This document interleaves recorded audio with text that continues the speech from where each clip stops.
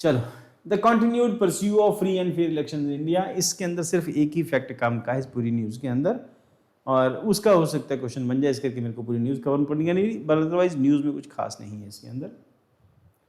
Election in India conducted regularly according constitution provision के accordingly होता है। असेंबली इलेक्शन गेन अटेंशन, उसके बाद रिवीजन है election SIR special intensive revision है, electoral roll, political tension between union and state government, state नहीं चाहती, union करना चाहती है, और SIR जो है हर सरकार करती है, कुछ सालों के बाद रिवीजन होता है, और स्पेशल इंटेंसिव रिवीजन होता है कि वहाँ पर जेन्युइन वोटर्स कितने हैं, और जो मर गए हैं जिन्होंने अपने घर चेंज कर लिए उनके वोटों से नाम, उनके वोटर लिस्ट से नाम काट दिए जाते हैं।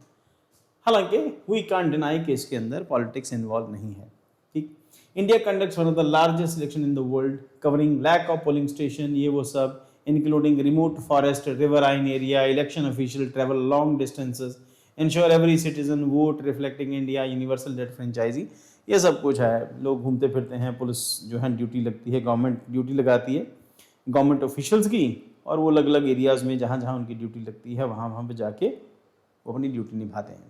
ठीक, सिर्फ एक फैक्ट के लिए हम ये न्यूज़ कर रहे हैं, वो आगे आएगा। Lacks of official, security personnel, observer, deployed election, these officials work under the authority of election commission of India, ensure neutrality and fairness, appointment of central observers and transfer of official help maintain free and fair election. इसका मतलब ये है कि जब भी elections होंगे उस state के जो ऑफिशियल्स होते हैं, ऑफिसर्स होते हैं, उन सबके ट्रांसफर हो जाते हैं एक जगह से दूसरी जगह, दूसरी से तीसरी जगह, ताकि वो किसी भी कंडीशन में गवर्नमेंट को बेनिफिट नहीं पहुंचा सकें।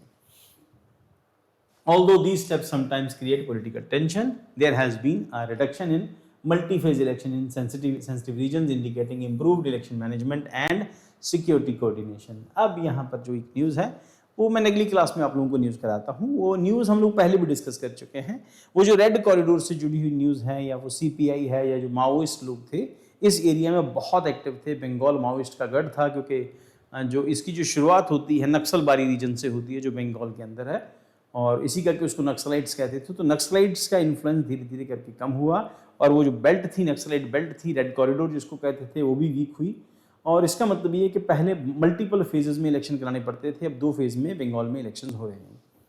रीजन उसके पीछे सिक्योरिटी कंडीशन आपकी अच्छी है। इलेक्शन कमीशन के अंदर, इंडियन इलेक्शंस के अंदर मेजर 4 M's होते हैं: money power, muscle power, miss information and model code of conduct violations.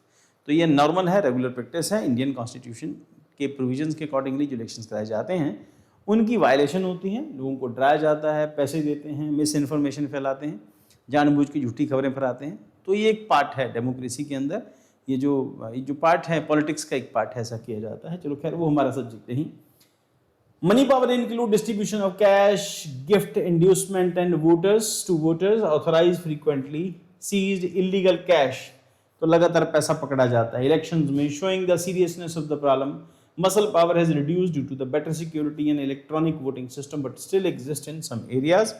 Misinformation, fake news, deep fake have become major challenges in the digital era, influencing voter perception. अब यहाँ पर जो deep fake वाला जो concept आया है, ये एक बड़ा concern है। ठीक,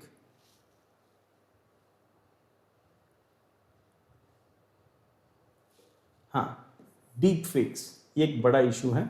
कोई भी किसी की भी वीडियो दिखा के, बना के इलेक्शन के टाइम के ऊपर डाल सकता है, और AI इतना इंटेलिजेंट हो गया कि आप बहुत गौर से देखोगे तो पता चलेगा कि AI वीडियो है, अदरवाइज गैस भी नहीं हो पा रहा। कुछ इतनी अच्छी वीडियोस बना रहे हैं, गैस भी नहीं कर पाएंगे। और हो सकता है कि इन इलेक्शंस में डीप फेक का यूज हो।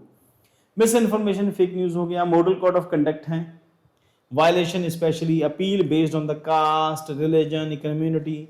आप पर्टिकुलर कास्ट के हैं, हमें वोट दो, रिलीजन के हैं, कम्युनिटी के हैं, तो हमें वोट दो। देन टेक्नोलॉजिकल इंस्टीट्यूशनल रिफॉर्म्स क्या हैं?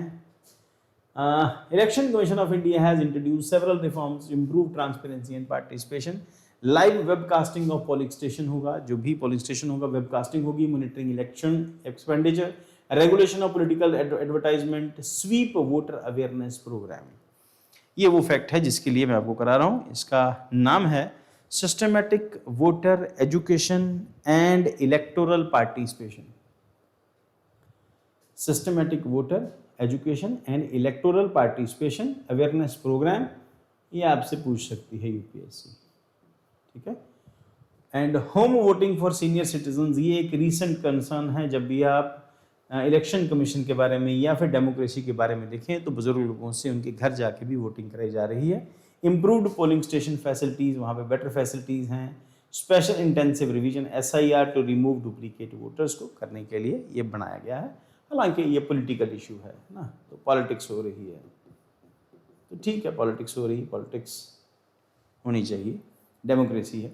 एथिकल रिस्पॉन्सिबिलिटी ऑफ वोटर क्या है? Success of election ultimately depend on the voter, citizen should reject inducement, avoid miss information, vote based information, वो सब कुछ है, अच्छे सिटीजन बनो, ये सब करो, दैट इज कंक्लूजन। और इस न्यूज़ में कुछ खास ऐसा था नहीं स्वीप के अलावा, बाकी सब वही है जो आपको पता है, न्यूज़पेपर में पढ़ते हैं। इलेक्शन कमीशन की ड्यूटीज़, SIR हम लोग कई बार डिस्कस कर चुके हैं, तो इसमें कुछ खास न्यूज़ में नहीं था। स्वीप इंपॉर्टेंट था, SVEEP।